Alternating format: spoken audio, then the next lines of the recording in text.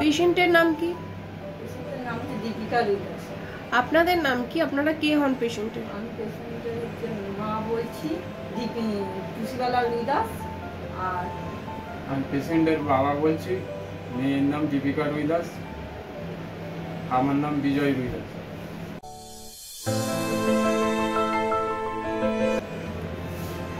কিসের অসুখ করেছিল বাচ্চার? হার্টের অসুখ।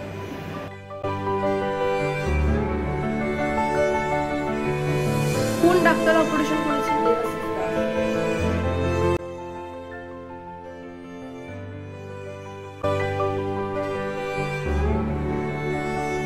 আচ্ছা, ওর অপারেশনের জন্য কোশিকা ফাউন্ডেশন সাহায্য করেছে।